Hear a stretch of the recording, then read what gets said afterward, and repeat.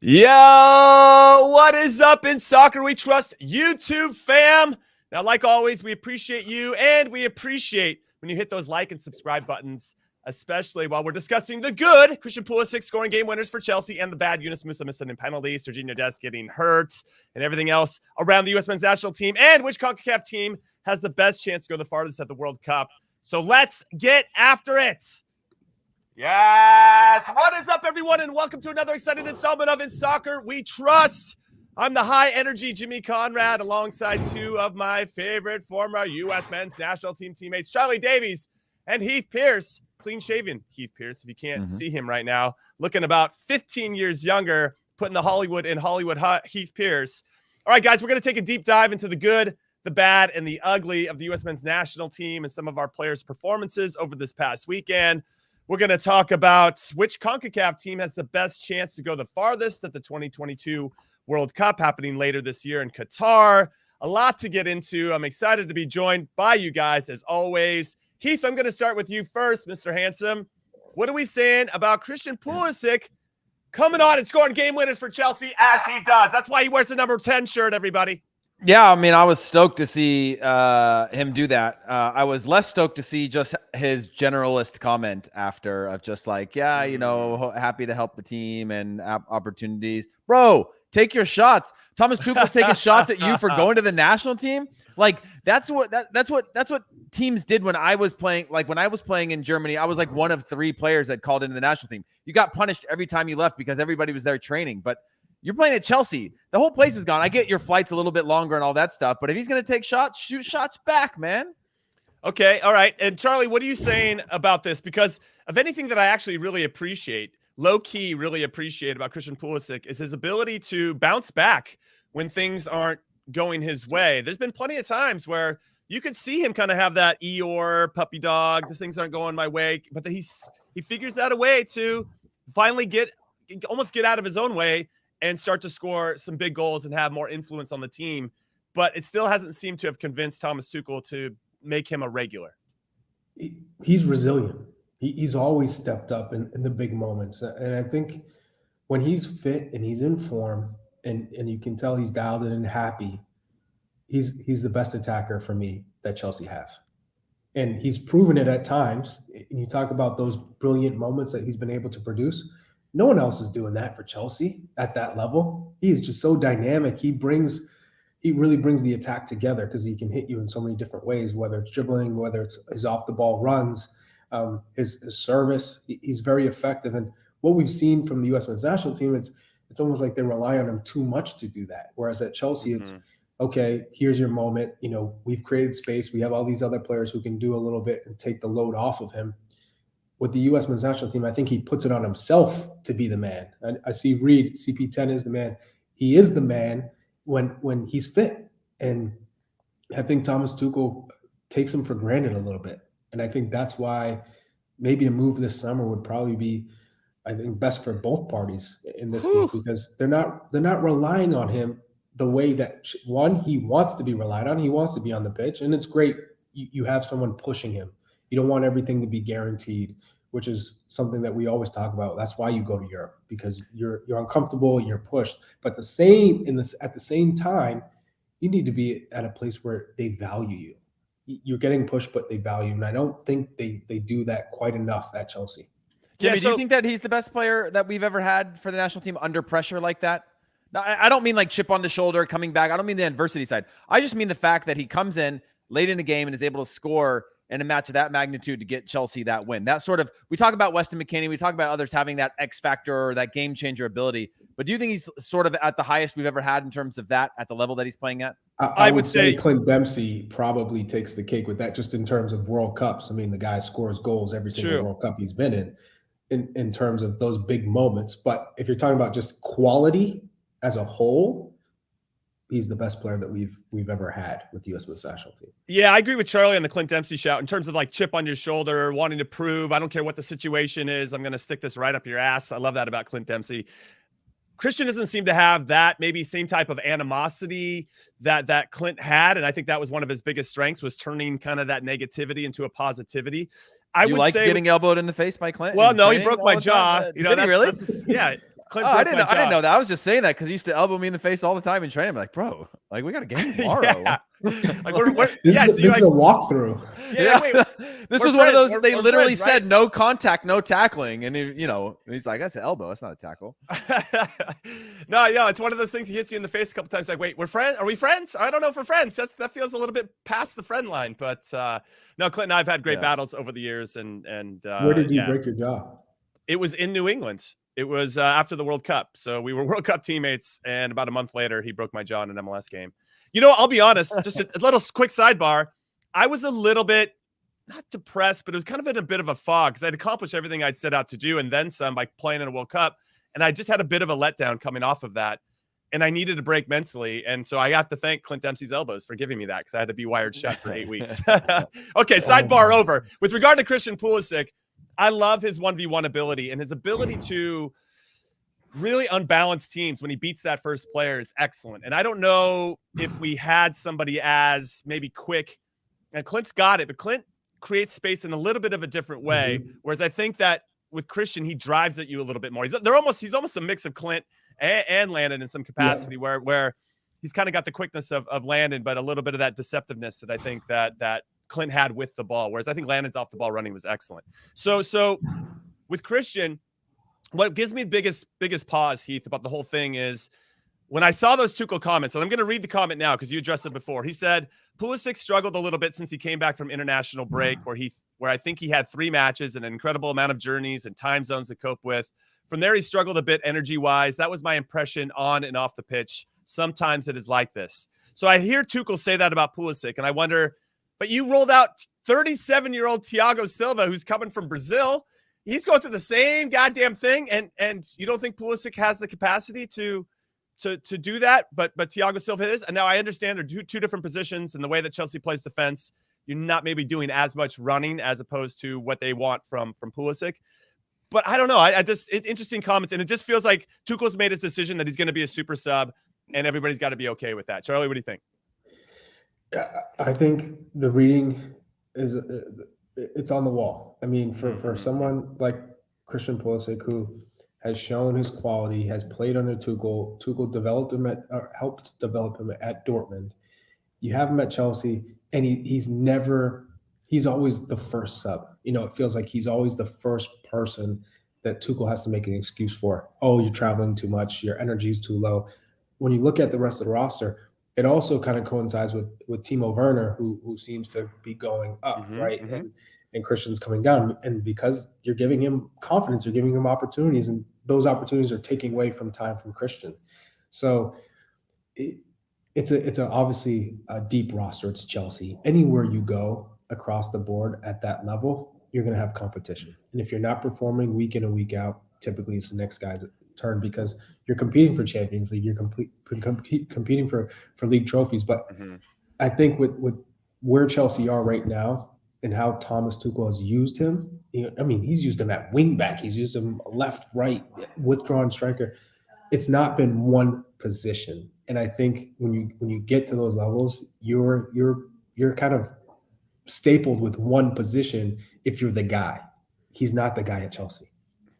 Man, yeah, Jimmy, the last thing I wanted to say about that, though, is that the hardest part about Chelsea is, 1, the depth, but 2, they just have so many inconsistent players. So it's never been a thing where we've been able to say, a non-starter normally is like you go like 4, 5, 6 months, right, where you're a super sub. Like it's made clear. Right. But Pulisic is a starter for a bit, then he's not a starter because guess who else is inconsistent? Young Timo Werner, a young Kai Havertz, a young Mason Mount. Like their team is full of so many young players. And not so young Lukaku. Yeah, not so young Lukaku. But at least Lukaku, we were clear that he's not going to be a starter for Chelsea. You can say that out and out. For Pulisic, it's just about like his form versus others. And like Lukaku, they just decided this is not a starter in my team. It doesn't make sense. Whereas every time we think Pulisic is right back in there again, it lasts for a while, and you mix that with injuries, and then obviously the excuse of the national team and form and all that stuff. And, he's saying the same thing in the German media about Timo Werner, right? And his form, and Kai Havertz and his form, and these players where it just always feels like it's undecided whether or not he's a starter. Where you look at the other teams, so eventually you lose the battle or you win the battle to be a starter. Now, that doesn't guarantee you anything for the future. But for Chelsea, just because how many young players they have, it just seems like change is imminent, and we wait for that. But I think there's a better place out there for him where he can at least win or lose that battle, clearly. The thing that is hard to wrap my head around is he's 23 years old. We forget how young he is. When you look at the rest of the roster, Lukaku's 28, Timo Werner's 26, Hakim Ziyech is 29, Havertz is 22, Mason Mount's 23. So if you're talking about the future of Chelsea would be absolutely foolish to let him go, especially with where the club is with the ownership and can players re-sign or can they sign players? And you have a gem on your hands. And I think for Thomas Tuchel, he's tested Christian many times. When you talk about a player's character, he's proven, hey, I'm in this. Whether I'm playing or I'm not, I'll be ready. Usually a coach goes through maybe 1 or 2 times of testing a player. He's risen to the occasion on multiple times of being tested, being a starter, scoring goals to bench. Now you would say, all right, he's earned his place. That's not the case with Thomas Tuchel, and I don't know why. It's interesting because he also had Pulisic at Borussia Dortmund, so this isn't like his first foray into Christian and what his abilities are and what his capabilities are in terms of on and off the field and all that interesting stuff. In terms of the mental side of the game too, as you make a good point, Charlie, about his being tested, his character's being tested and his buy-in. Is he going to be a good soldier no matter what the situation is?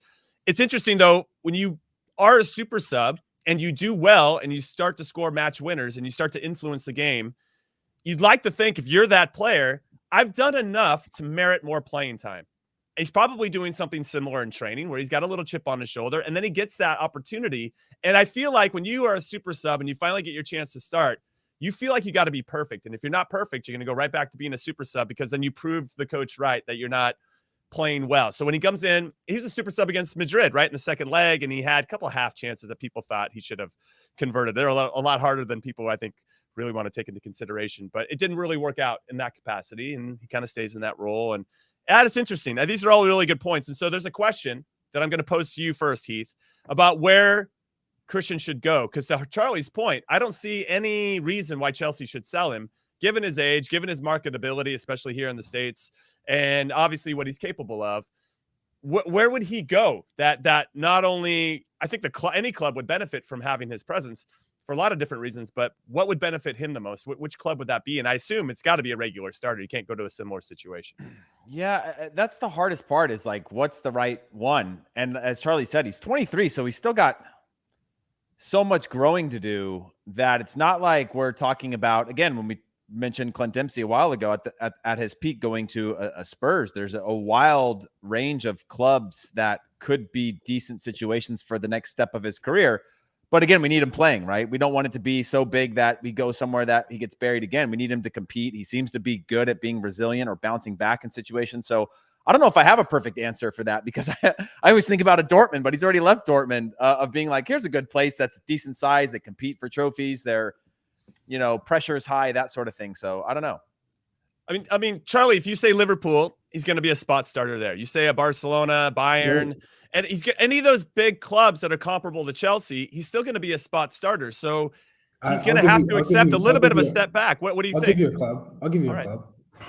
Atletico Madrid is one club where I think he would do really well. And because of the structure, and you're playing under Simeone, yes, you got to work. He's proven he'll work on both sides of the ball. That's not an issue. He's 23, and if you're talking about partnerships with João Felix, I mean, that would be exciting. I mean, you talk about players that have to make a difference. Luis Suarez is 35. He's on the way out.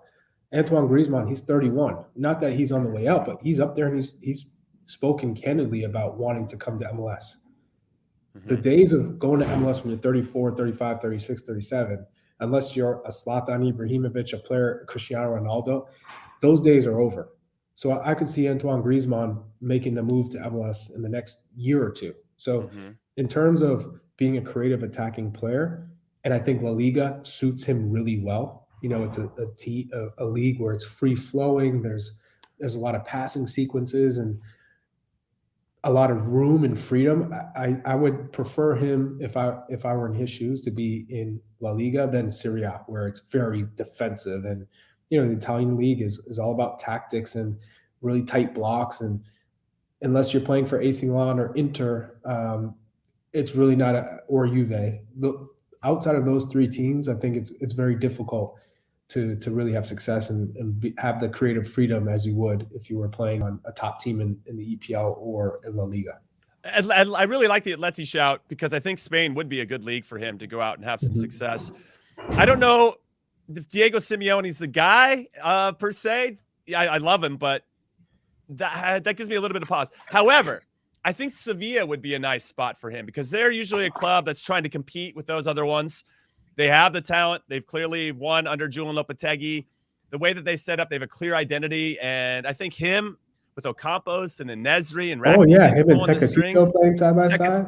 Yeah, you know what? Tecatito actually scored a couple goals. So I forgot about Tecatito coming from Porto to play there. But it would be interesting. I know Martial's gone there and with mixed results, but there's something about their wing play that I like, and you got Navas overlapping him. I don't know. Sevilla would be an interesting spot for him to go. But obviously a question that we'll have to try to find answers for quite some time. So that was the good, even though we mixed in some bad about his future with Christian Pulisic. I think that was bad. But let's talk about some real bad and some ugly here. We're going to package these together, Heath. Yunus Musah comes on a week after Zach Steffen, another U.S. men's national team player, makes a mistake in a big cup game. Yunus Musah comes on with 20 minutes left to go in extra time. Real Betis 1-1 with Valencia in the Copa del Rey final. He's the fourth kicker out of 5. He's the only person who ends up missing a penalty. He doesn't even put it on frame, hits it high and wide, kind of Roberto Baggio-esque in the 94 World Cup final. Shout out to Roberto Baggio, who was a tremendous player, by the way. We never talk about him enough. But he misses that one, and then Valencia go on to lose, and Betis win their first Copa del Rey since 2005. And then you got Sergino Dest getting hurt for Barcelona against Rayo Vallecano. Barcelona loses 3 straight home games for the first time in their history, which is pretty remarkable. And he could have done better on the goal that Rayo Vallecano scored. He didn't really track his runner, tracked it a little bit late. There was some criticism of his starting position and his awareness. So kind of bad for these two particular guys. A missed penalty, that happens, right? Bukayo Saka happened in the Euros. He's bounced back. He's taking pens for Arsenal now, which I love. But Yunus is 19 years old, and that is a lot to handle at such a young age. But then obviously with Dest, he's out for 4 to 6 weeks with his hamstring injury, done for the season. We have an injury problem, Heath. I said that last week. I'm going to say it again.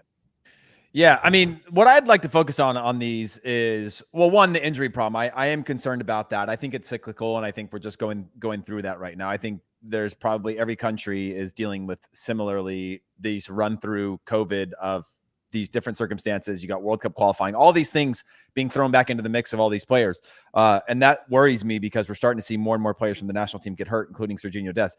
But what I want to focus on from these whole things is we're talking about Yunus Musah, a 19-year-old missing a penalty in the Copa del Rey final. That's an insane thing that's going to be a learning experience for him. He's a teenager. It sucks, but it's going to help shape him moving forward, which I think is insane. 19 years old. Sergino Dest, yanked at halftime, injured. You know, we're probably over amplifying a lot of the tabloid newspapers that exist in Spain, and a lot of them are tabloids, about Xavi being furious with Sergino Dest and, you know, the halftime sub and whatever. But this is a 21-year-old playing in big games at Barcelona. And I think that's where I want to focus my time and energy on. Again, I go back to the fact that we've never had players at this age playing at clubs at the size that they are. You got to go through good and bad. If you go through any of the superstars of history, take out Ronaldo, like the outliers of like the best to ever play the game. They've had to cut their teeth. They've had to go through these kind of come to Jesus moments where they're highlighted. It's amplified in the media. They got to deal with the pressure. They got to deal with mistakes. They got to deal with things not going their way. And Yunus Musah is still 19 years old. Sergino Dest still 21 years old. And we've got so much upside in them that I'm trying to at least turn these downsides, injuries aside, into upsides in terms of learning experiences that they're going through at the age that they're going through them and how that can help to shape them for the future. Yeah. And Charlie, your thoughts? Yeah. I mean, it's about building character, and with every low comes a high. These moments don't last. Every player knows that. You always go through these bad spells, and you take a lot from it. Whether that propels you within. Mine lasted like 7 or 8 years, Charlie. I never I had one rough patch and that was it. You still bounce back. And I think for these players, they have so much talent. They have so much quality. This is only going to help them for not only this coming World Cup, but think about 2026. all the players that have been out and about and experiencing playing at the highest of levels and maturing. I think by that time you're going to have Yunus, Musah, you're going to have Christian Pulisic and Dest in the perfect situation with their clubs where they're in their prime, they're competing as long as they stay healthy. And that's also part of it, right? Is the health part. I'll also say, if you're looking at the rest of, some of the U.S. soccer players out there, Brendan Aronson, he got his first game back. He played 64 minutes, scored a penalty. I think he scored a penalty in his return. He hadn't played a league match since March 13th. Timothy Weah plays back-to-back 90 minutes, and this time he was playing as a left midfielder, and they win 1-0. Ricardo Pepi didn't make didn't get into the game, but he was on the bench, and his team wins, which I think secures them in the Bundesliga for next year. Yeah, but both of his players playing over him always score when he doesn't play, which is a tough situation for him to be in. But it when a team invests at that level, that much money, he's going to get an opportunity. Because you can't lose out on your investment. So I'd also jump in and say that Tyler Adams, on the good news side, got to play 90 minutes for RB Leipzig. They were up 1-0 against Union Berlin, who they just beat in the DFB Pokal semifinals, and then they gave up a goal in the 86th and 90th minute. He was still on the field, and they lost 2-1. I don't know what you want to say about that, but I'm just happy he got 90 minutes. I know there had been some discussions about whether his coach trusted him and whether he was going to see the field and coming off an injury. But him getting 90 minutes is super important as well, especially if he's trying to showcase himself to go somewhere else, right? I mean, there might be some big opportunity for a lot of these guys to we need minutes so we can prove, Charlie, that we're capable of playing at a high level. And if any other teams are out there that want to believe in me, I'm available. Well, they also have Europa League semifinals against Rangers, and that's another space for Tyler Adams to continue to promote himself and also get a move. For all the people out there asking about the striker position, Jordan Pefok again scored a brace to bring him to 21 goals on the season in 30 matches. Incredible. Obviously, we have not seen that from him in the U.S. men's national team kit, but I think this is the summer he makes a move, and then we can really see his level, because I don't think anyone really knows what his peak is yet. Playing because you're in Switzerland, young boys. It's hard to judge just where you are. If you make a move to Liga or the Bundesliga, then I think we'll be able to get a real sense of where he is. I still think he's on the radar, Heath, Jordan Pefok. I love his goal-scoring stuff. When I watch young boys' highlights, it's a lot of him getting on the end of crosses. And I don't necessarily feel like we're a national team that does that as consistently. We're trying to find our inverted wingers, or we're trying to find space in front of that back four and then trying to break it down from there. When Timo Weah is out wide right, then we do get some crosses, and obviously we know that Pefok had that good chance against Mexico. It's weird because we only score from crosses, but we should probably think about that. From wide areas, we should probably think about Jordan Pefok a little bit more in the context of that. But Jimmy, I agree with you. If Jordan Pefok keeps scoring the way that he is, or he's playing regularly and scoring so at a bigger club, he's going to the World Cup. You can't bring this guy to a World Cup, because he's also a different physical profile than anybody else that we have in the national team. At least right now, Daryl Dike could probably, be a 1-for-1 swap, but he was a player that you were screaming for, Jimmy, for a while with and getting a call up. But Pefok continues to just defy, I think, what the how we've summarized, or not we, but how people have summarized him as a player, and continues to score goals. And you can't deny that at a certain point. He's in the 20s, right? 10, 12, 13, 14 goals. Decent run of form for any striker on any season. But now he's in the 20s. It doesn't matter what league you're playing in. Their team's not in first place. He's gone through a managerial change. They're not RB Leipzig running away with the title, or RB Salzburg. They're behind all that. And he's the one producing most of the goals, which is worth something.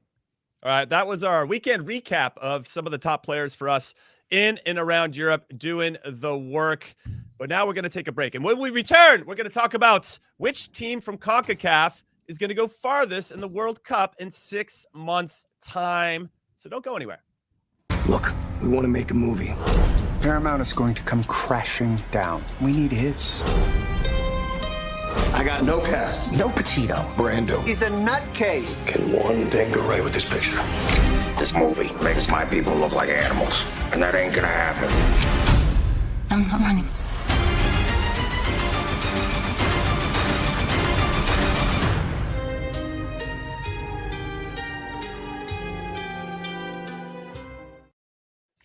Welcome back to In Soccer We Trust. I'm Jimmy Conrad alongside Charlie Davies and Heath Pearce. And that looks like a pretty good show on Paramount Plus. If you didn't see it because you're listening on podcast form, after you hit like and subscribe and leave us a 5-star review, go check out Paramount Plus. There's some great series going on. That one is called The Offer. All right. Wait, Jimmy, hold on. Yes, please. Charlie just tried to call me out in the group chat, in our side chat, saying that Austria is different than Switzerland. I as if I don't know where RB Salzburg play, Charlie. You were bringing it up like he is not at the top of the league. No, I'm saying he's not at the top of the league in Switzerland, where RB Salzburg, if he had scored all those goals, RB Salzburg had scored 70 goals. They're expected, your striker at RB Salzburg that runs away with the league title every year is going to score a lot more goals than a player in a different league or a team in a different league that's not top of the table. Right? It's not. I guess what the point I was trying to make is that RB Salzburg and Young Boys are not the same thing. Young Boys are not way out in front of the table. They're running away, and then the 21 goals are circumstantial because they score 100 and something a year. Gotcha. Fight, in the same league. But you could just say the same as they're not the Bayern Munich of Switzerland. Yeah, I was gonna say that, but it's they're not that many games left in the year, and Dortmund were close to them up until this last weekend. I guess a couple weekends, but yeah, you get my point. Is that there's some leagues where there's one team every single year runs away, and if Jordan Pefok was scoring all the goals for that team, like a Zoboschlei or whatever, when he was at Salzburg, it wouldn't Holland, be Holland, it wouldn't be that. They dominate every game. They have possession. They score a gazillion amount of goals. Or he's actually in a team that's not even going to win the league. They went through a managerial change, yet somehow he's still producing on the way that he is. That was the point. Not that I don't know geography. Just to jump in really quick, when we had that chance to listen to Greg Berhalter when he made those quotes, I brought up the players in 2010: Hercules Gomez, Robbie Findlay, Edson Buttle, and Greg corrected me and said, "What do they all have in common? They're all goal scorers." And so if there's somebody that's that hot, I'm going to have to put him on the team, essentially what's going to happen. So if Pefok does make a move, or even if he stays at Young Boys and continues this same rate, I think you have to bring him, especially if the rosters get expanded from 23 to 26. All right, now, before we take any steps further, I want to give some love to one of our other podcasts underneath the CBS Sports umbrella, the Attacking Third, an unbelievable women's soccer podcast. They're doing the U.S. Women's National Team Hour. It's going live today and every Monday, 3 p.m. Eastern, 12 p.m. Pacific, with Lori Lindsay, Sandra Herrera, and host Lisa Roman. They're going to be discussing the U.S. Women's National Team's players' club performances in the NWSL this past weekend, the Concacaf Women's Championship, USA's draw. They're in a group with Mexico, Jamaica, and Haiti, and the Women's World Cup qualifiers, and it's just a great show. So we just want to make sure that we give some love to the Attacking Third. And we hope that you check them out. Because if you like what we got going on over here with the U.S. Men's National Team kind of focused stuff, they got you covered, the Attacking Third, on the U.S. Women's National Team front. And it is a great listen. So a shout out to Lori, Sandra, and Lisa. All right, boys. Now, we promised that we were going to discuss which of the CONCACAF nations was going to get the furthest. And when we talked to Hugo Perez last week, he thought that Canada... Now, he's the coach of the El Salvador national team. In case you haven't listened to that episode, you should go back and listen to it. It's fantastic. But he said that Canada was the hardest team for El Salvador to prepare for in World Cup qualifying. But we all know that if you want to go far in a World Cup, you got to get points in that first game. You got to win that first game. And of all of us that are competing in it, Canada's got the toughest. They play Belgium first. That's a tough one to draw. Now, we could make a counter argument that sometimes if you have that much time to prepare for that first opponent, you can maybe get a result. And I wouldn't put anything past Canada manager John Herdman, who has been well prepared throughout. But I think they have the most difficult group out of the top 3 teams. We'll see if Costa Rica ends up getting in. And that gives me a little bit of pause. But you still got to go out there and win the first game. And one of the stats that I wanted to bring up, and Heath, I'll throw this to you, is that only 3 countries lost the first game or didn't win the first game in World Cup history to go on and win the World Cup. Obviously, you get the ultimate prize. It was Spain in 2010 who lost to Switzerland first in the group stage. They went on to win the rest of their games. It was Italy in 82 where they drew the first game. And it was England in 66 when they drew against Uruguay, and they went on to win the 66 World Cup as well. That's it. So of all the World Cups, only 3 have dropped points in that first game and went on to win it. We're not even looking to do that. Well, from a U.S. perspective, we just want to get out of our group, and then, hey, whatever happens, happens. So it'd be awesome if we got all the way to the promised land. That's a big ask. I want to keep our always get expectations in reality here. So Heath, what are you saying when you look at all these nations, where everybody's at? I know we're getting ahead of ourselves. There's still plenty of time, and injuries are going to come into it, and people or players that might be on the fringe might start to emerge as must-haves, like Jordan Pefok in the team, and they're going to start. Who do you like to go furthest? Now, I do want to throw out there that Mexico's gotten to the round of 16 in 7 straight World Cups, which is pretty impressive, that consistency.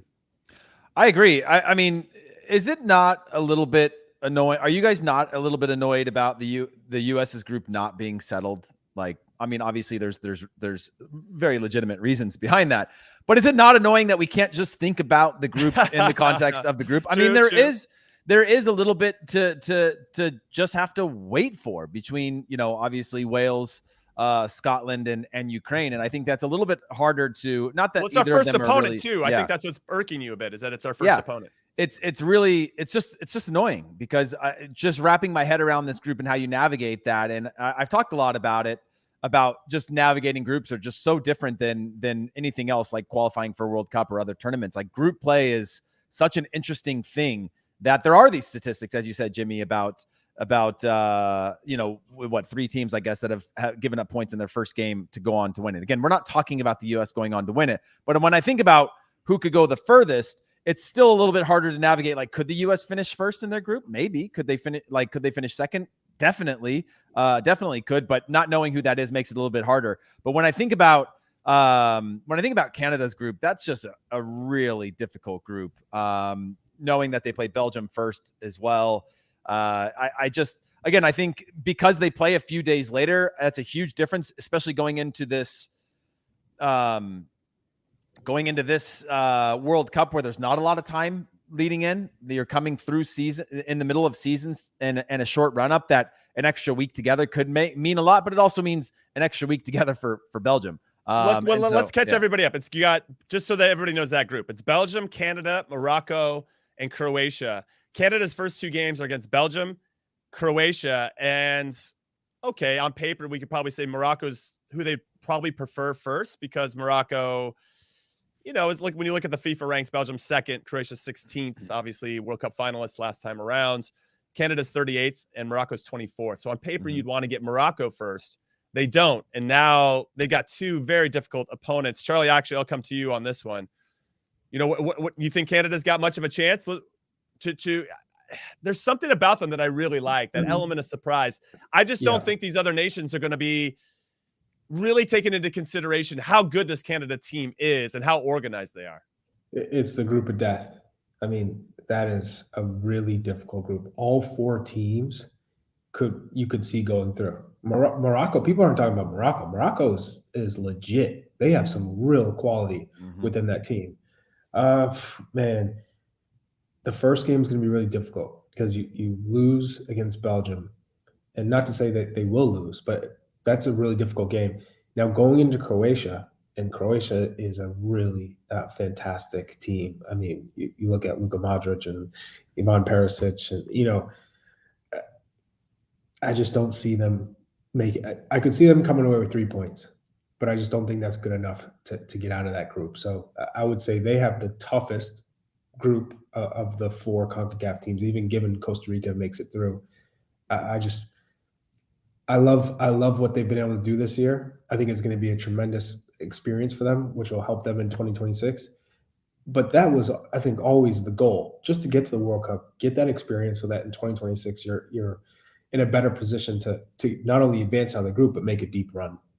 Okay, and that's Canada's interesting. And what's interesting about the Belgium game too is that Belgium's kind of got that nearly team thing. This is the last gasp, I think, for their golden generation of players. So you got De Bruyne and you got Lukaku, and I don't know which version of Eden Hazard's going to show up, but you got him as well.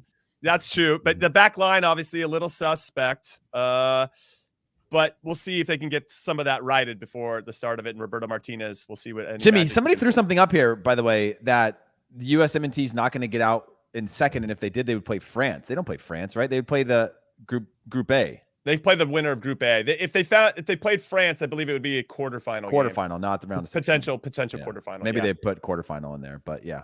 So then let's shift to Mexico. And actually, this is a good time to tease. We have a special guest. I don't know if I want to say the name, but we have a current Mexican national team player joining us on Thursday's show. It's not Rafa Marquez. It's not Rafa Marquez. It's not Rafa Marquez, who's played in 5 World Cups, by the way, and one of only 3 people that ever do that.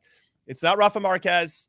It's not Carlos Vela or Chicharito, sadly. Those guys would have been good too. But we have a current national team that was part of World Cup qualifying for Mexico. He's going to be joining us on Thursday. Well, I'm going to leave it as a tease. I just want to leave it there. I think it's a great one. We're really excited about that. But let's talk about Mexico, Heath.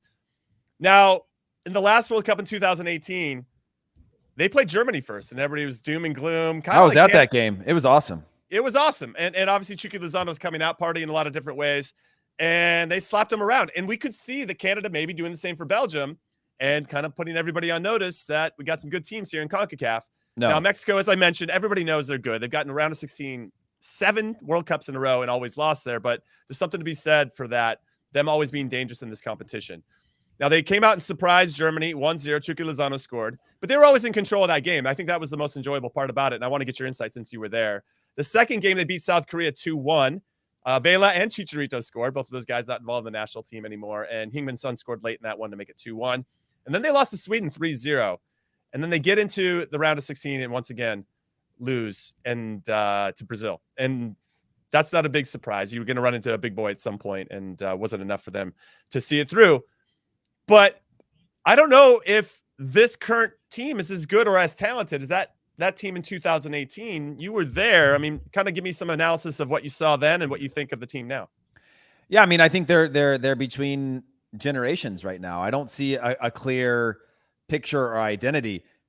But to put it into context, when we're talking about who can go the furthest, if Mexico didn't take that beating by Sweden and finish level on points, they would have played Switzerland in the next round. Again, not an easy match ever playing against Switzerland because they have so many quality players, but it's not playing Brazil. And that changes the whole direction of when we're talking about going deep. A lot of that is just the pathway that you have to go deep. Now, there's going to be upsets somewhere in there. You know, if you go back to that group for Mexico, Germany went out.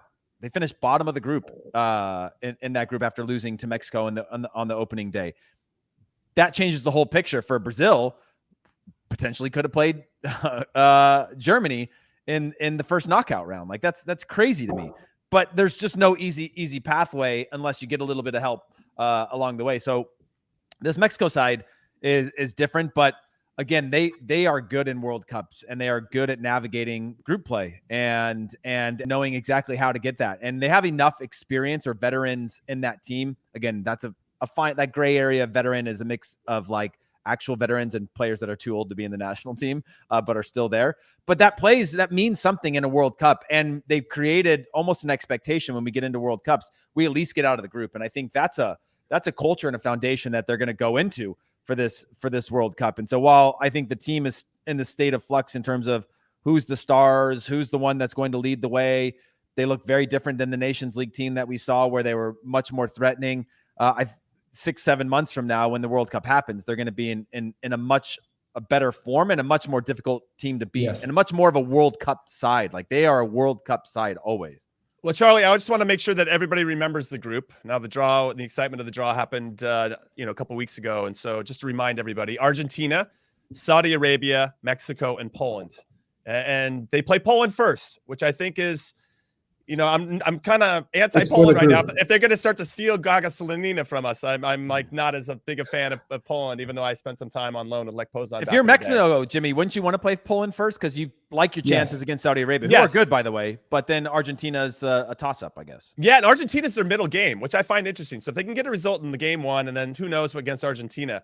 But they got Saudi Arabia last. It could really come down to that to make sure they book their ticket into the round of 16. But Charlie, we saw a version of Mexico in that last World Cup qualifier where they played some of the younger players that looked a little bit more vibrant than what they were going with before. So I wonder which version Tata Martino, the manager of Mexico, is going to go with once the big dance actually starts in November. Well, I think from Tata Martino's standpoint, now you can reset. It's one thing to have, all your focus on World Cup qualifying, and these are the only players that you're working with, and you're not going to really go outside of that. And I think he's stubborn. At the end of the day, Tata Martino is stubborn. Now that you've qualified and things haven't gone all that well for Mexico through World Cup qualifying, given that the last performance was really positive for them, I think he can reset now and reanalyze, okay, who's in competition? Mm-hmm. I think Diego Lainez is one player that needs to find a good situation and needs to be playing heading into this World Cup because he's just a phenomenal talent and something that offers, speed and the acceleration off the dribble, creating for others in that Lionel Messi type of style. Obviously not of that quality, of that caliber, but he has that type of flow where he can get on the ball and go left, go right. He's really tricky. He has that flair. You get him going, you get Chucky Lozano playing, and it's always to kind of set up your best players. Play to your strengths. Mexico's always been a possession-dominant team, but we have not seen that from them, and they haven't been threatening. And so if you look at some of the players that can give you that pace, that threat, it's Diego Lainez. Tecatito hasn't played well because it looks like almost like he's a little injured. But when you look at Uriel Antuna, that's a player who's just getting after it. You want players, no matter what, when they get the ball, yes, they're aware of their surroundings and where their teammates are, but you want them on attack mode. When I look at Diego Lainez and Antuna, those two players are in attack mode. And then it's just getting Raul Jimenez into a form. I mean, time is what's going to get him there. Time. And he didn't have time on his side. When you've been out for that extended amount of time, it's a period where you get back on the pitch, but things aren't the same. You have to go through that whole process of getting your body back fit, getting the atrophy that you maybe had sustained, the hesitation, with playing with your head. So I do think Mexico come World Cup will be feeling good. And I think they could win this group. I honestly think they can win this group. I know Argentina's the top team, but it would not surprise me if Mexico won that group. And then let's say they played Denmark in the round of 16. Well, they have to. I mean, I think that's where France whoever gets second in Mexico's group is going to probably play France. They're going to win Group D. And Group D has them, most likely New Zealand either Peru or Australia, but I think Peru is going to have the edge there. So France, Peru, Denmark, Tunisia. And I think France is going to win that group. So you're really doing all you can to not get second in Group C because you don't want to play France in the round of 16, to your point. Yeah. So what I did want to look at really quick, and I'm trying to find it, is who Canada plays in their friendlies in June. Because as we have discussed before, and as we're going to discuss right now, there's only a set amount of games that you get to get with your group of players in your player pool before the World Cup starts. You're going to get 4 to 5 games here in this block of games are in June. And then you're going to have 2 friendlies in September. And that's it. So I'm really curious as to what all the national teams are going to do, Concacaf and other regions, in terms of who they're going to bring in and who they're going to give a chance, or they already have who they think they're going to have, and they're just going to try to build rapport and chemistry with that group to continue to fine tune. Now, Mexico plays Nigeria on May 28th. They got Uruguay. We play Uruguay as well, and Ecuador. And then they have, for their Nations League, they have Suriname and Jamaica away from home, which is a tough test. They had to come from behind in World Cup qualifying to win 2-1 there. When Vega came on, it actually made a big difference for them. So, again, another younger player doing well for Mexico. I think that Tata Martino's got to find that right balance. I think that for me, in the 6th spot, he just puts a double 6 in there, and it just slows the game down. They don't get to transition the same way. There's a big gap underneath that front 3 as to who's going to get them the ball. Chucky Lozano likes to go wide and come inside and get verticality and try to get in behind. Raul Jimenez, proper number 9, sits around the 2 center backs. And then Tecatito likes to kind of play from inside out as well, or outside in. And they don't have any of that presence in the middle of the field because even though they have 2 hardworking guys, it makes them hard to break down. It doesn't necessarily mean they transition well. So I think they got to solve that and find that right balance. And they've got plenty of games here to figure that out. But Heath, what do you think about their opponents? We have Morocco and Uruguay before we take on Grenada and El Salvador, but they got Nigeria, Uruguay, and Ecuador. I don't know where they got that 3rd game in, but I kind of wish we had a 3rd game. Just throw it on the calendar. Yeah, why not? We'll take who we can take, which actually isn't a bad shout, just to do it, especially if you were to get someone in the region.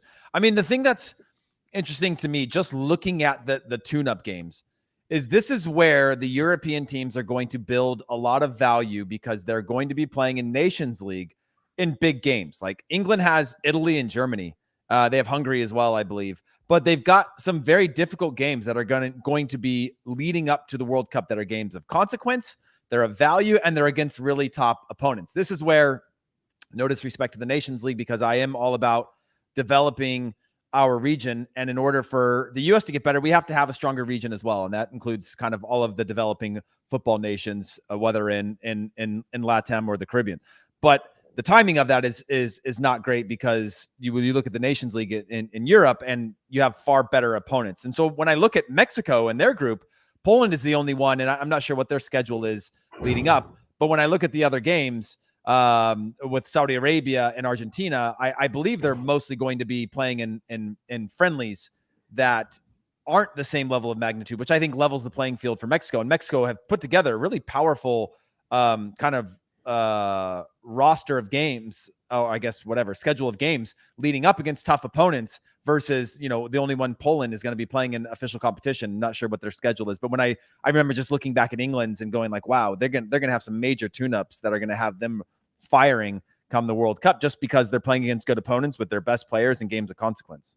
Okay, so let's talk about Costa Rica really quick, Charlie, because they play New Zealand in a one-off, 90 minutes. Anything can happen, of course, but I think Costa Rica are the favorites, especially when you have Keylor Navas in the sticks, and obviously one of the best defensive teams in all in Concacaf, especially when they knew they had to be perfect in every game because they weren't scoring a lot of goals. If they get through that playoff, they're going to have a group with Spain, Germany, and Japan, which feels kind of group of death-esque. There's a lot of group of death vibes with this particular group. Do you give them any chance to make any noise in that particular group? Because they had a tough group in 2014 as well, and they ended up winning that group. They had Italy and England and Uruguay, and they won that group, which was crazy. It was Tico fever at the 2014 World Cup, and then they crashed out in 2018. And it still feels like they're relying on the same players to give them success 8 years later from 2014. Do you think it's just kind of that's what they should be thankful for, is the fact that they actually booked their ticket to go and then anything can happen? Because that is a very difficult group, and they would end up facing Spain first, Japan second, and then Germany third. I could see them getting 4 points. And 4 points. Woo! I could see them getting, I think I could, and this for me is not as tough as what Canada has to go up against. Canada's group is really a group of death. I mean, Belgium, Croatia, and Morocco. I think Japan is not as strong. So I think I would give Costa Rica the nod versus Japan. Woo! And then like that. I could see them drawing against Germany and Spain. I could see that happening. This Costa Rica team has experience. And we saw that in Concacaf qualifying, World Cup qualifying, towards the end, the last, 8 games, it was just a real strong defensive block. And they played to their strengths, whether it was counter or set pieces. In a World Cup, that can go a long way. Being a strong defensive team with the capabilities to, one, expose you on the counter or in transition, and then using set pieces to your advantage. Costa Rica could surprise a lot of teams in this group. I wouldn't be surprised, especially if Keylor Navas stands on his head, which you're going to need him to do at times. But this is it's doable for them to shock teams in this group. I think Mexico has the easiest path to the next round. I think the U.S. is probably the second, has definitely the second easiest group of the CONCACAF teams. England will be obviously really tough and difficult, but Iran is going to be beatable. It's not going to be easy, but very beatable. And whether you get Scotland, Ukraine, or Wales, again, very beatable if you do your job. Obviously, nothing's a given. No, of course. I guess if we try to give an identity to every team, Mexico, to your point, Heath, when you talked about Mexico, was they're a team that's maybe lacking an identity.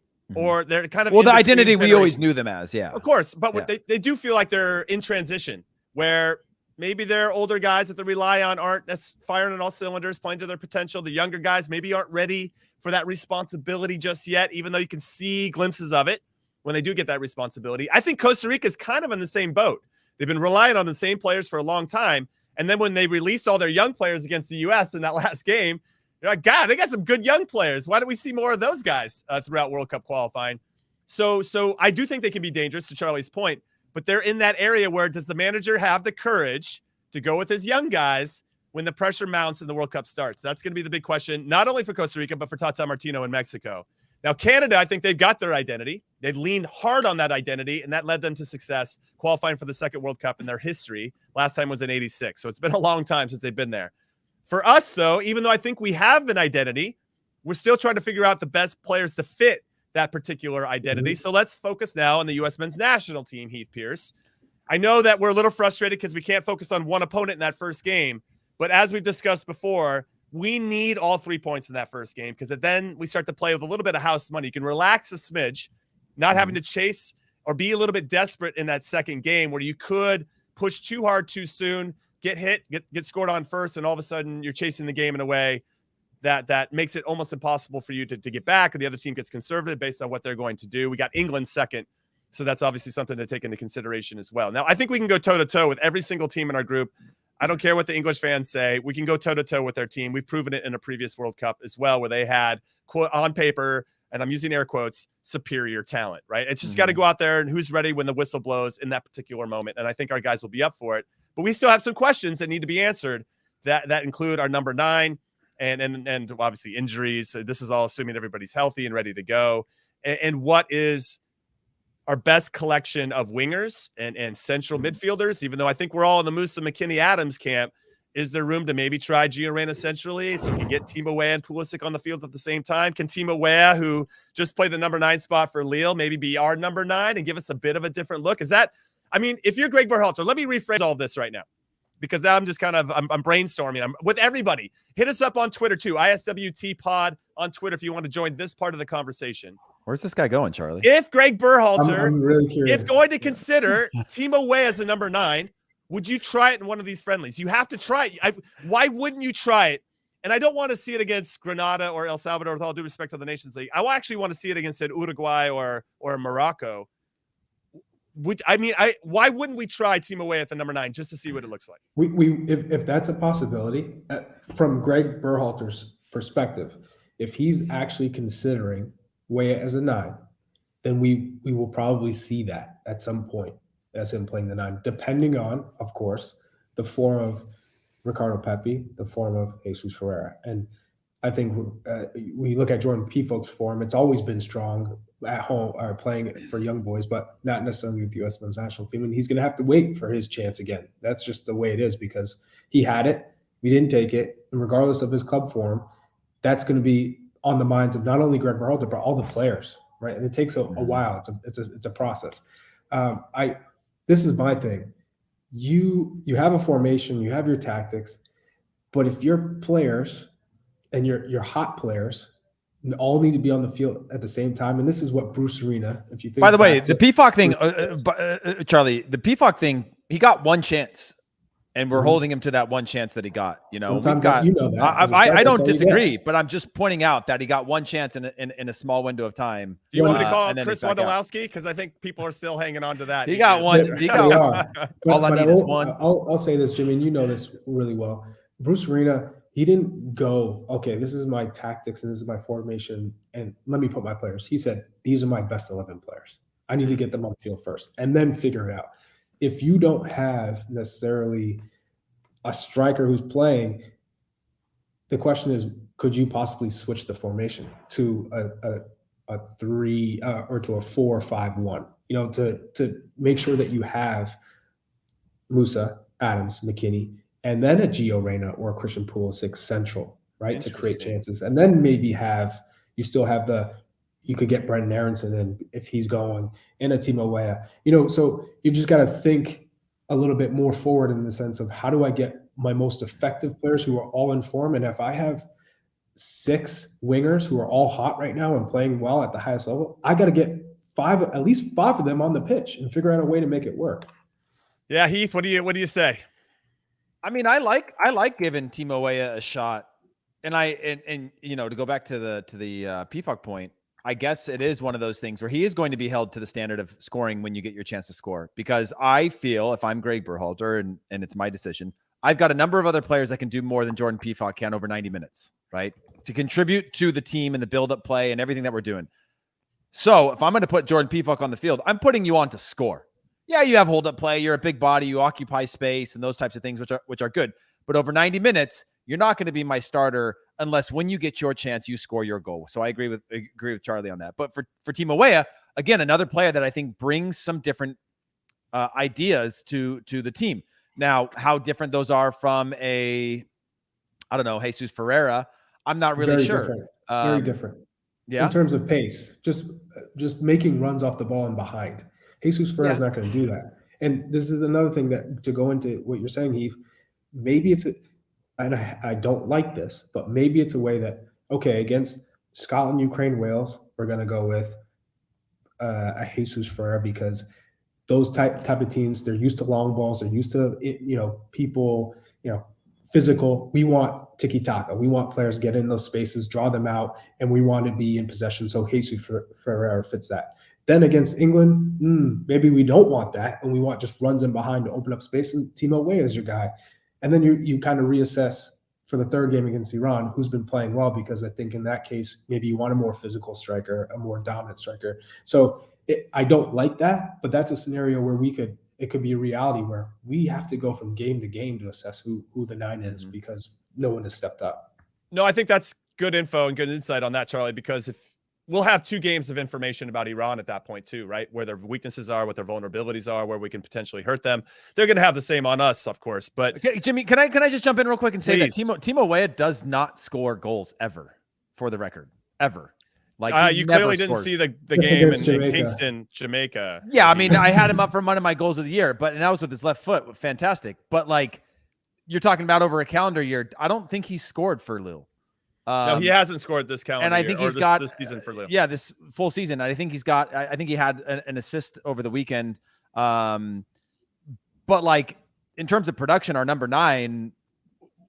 Again, I understand. I love the idea of what the space he's going to create in behind. I do like that. But can we not get that from him from another position on the field, to have our 9 have our 9 now be somebody because they're different, but still doesn't score any goals for us?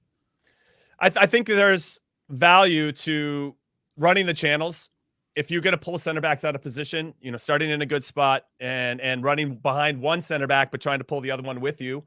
And I'm kind of thinking about the potential center backs that could be lining up for England in particular, where if it is Stones and Maguire or whoever it is, can we pull them out and not necessarily have to face Timo Weah against maybe a faster winger or a outside back? If you got a Reece James, or you have, and I know he'll probably be on the other side, or maybe there's a Ben Chilwell, where I think Timo Weah could get the better of Luke Shaw and Ben Chilwell. But imagine Timo Weah's pace and quickness and his timing of his runs, which are good.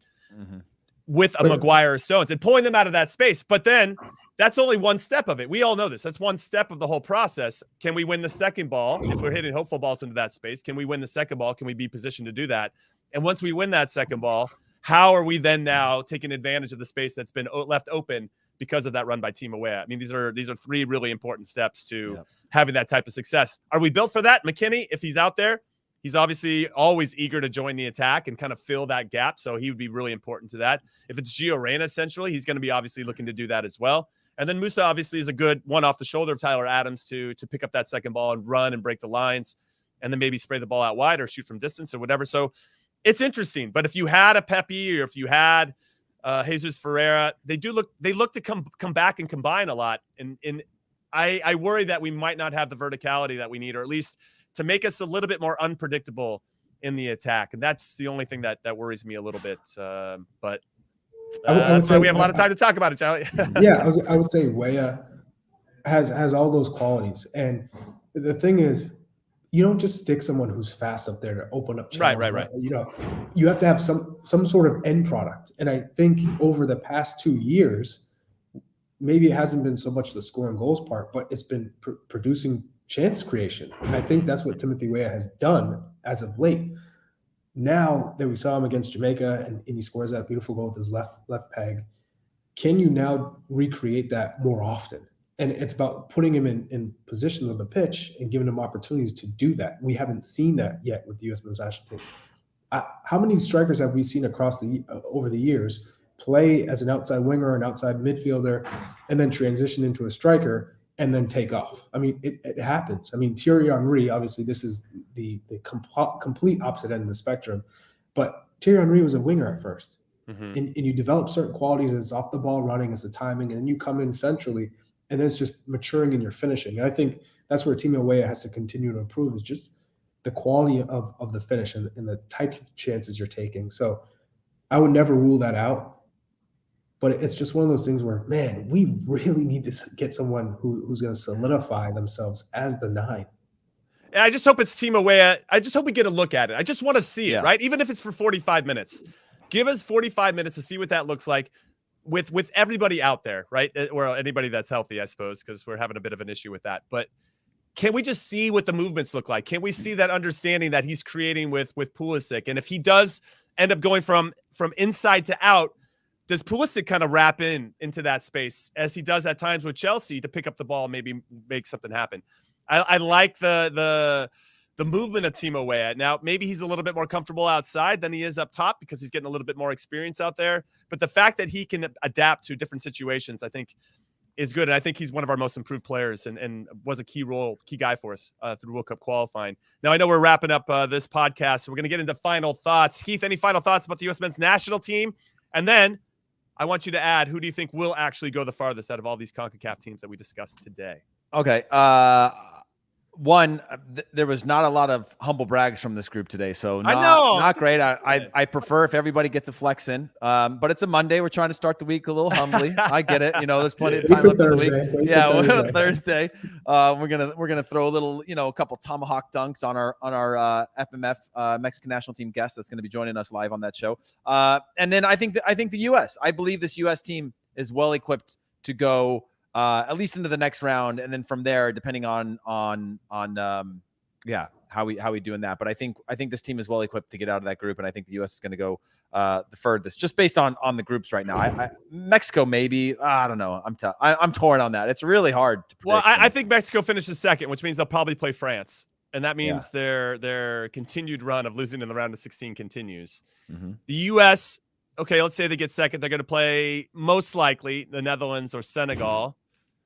Netherlands have a tendency to underperform in the biggest competitions. Senegal, even though coming off winning the Africa Cup of Nations and beating Egypt in a really tight playoff with a bunch of green lasers. You know what? If Senegal doesn't have green lasers pointing at our players' faces, we got a chance. I just want to throw that one out there. But, I think that could be a bit more of a coin flip. And I know my bias is showing here that I think we'll give us a chance. But Costa Rica would cross over with the Belgium group, and Canada would then cross over with if they get second. Let's say Canada gets second, they would play Spain or Germany most likely, and I could see their run coming to an end there as well. We could actually have all three of our top 3 teams get knocked out in the round of 16, which would be I don't know how I feel about that. All 3 hosts of the 2026 World Cup, but it would be a sign that we're going to be a force to be reckoned with. I think all 3 of us in that World Cup in itself. Charlie, your final thoughts, and who do you think's getting the farthest?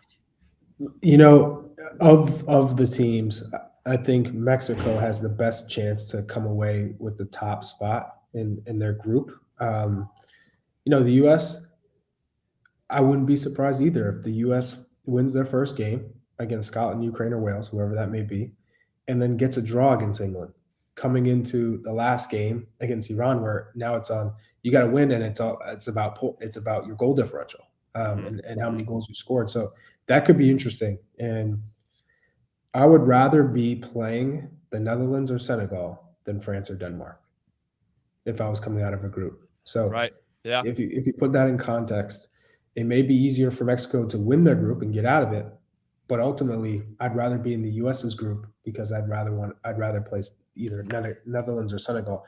And then Canada, I don't mind Denmark, to be honest. Yeah, but they're a very solid team. Yeah, they are very good. And then Canada, I could see them shocking one of the big 2, Croatia or Belgium. But Costa Rica probably has an easier, and it's not very easy, but an easier time than Canada does to make some noise in that group. That's a bold shout. Which it's crazy that Canada wins CONCACAF and they have the hardest group, and Costa Rica gets 4th, and we could argue they have a group that's not easy, but one that could maybe do some damage in. So that is pretty interesting. All right, everybody, that is the end of In Soccer We Trust for today. Come back and join us on Thursday. That'll kick off at 12 p.m. Pacific, 3 p.m. Eastern, and we have a Mexican national team player that'll be joining us. I'm going to keep it as a tease. He's got over 100 caps for the national team. Over 100 caps for the national team. So he's experienced. He's been around. He's seen some things. He's played in some World Cups. We're excited to have him on the show. You guys can look up on Wikipedia and try to figure out which one of those players it is. But it promises to be a great podcast. As always, we're trying to bring you all the good analysis, of course, but also great guests as we start our road down to Qatar for the 2022 World Cup. So on behalf of producer Alex, Charlie Davies, Heath, Pearce, I'm Jimmy Conrad saying thank you for listening to In Soccer We Trust, and we will see you on Thursday. Have a good one, everybody. Later.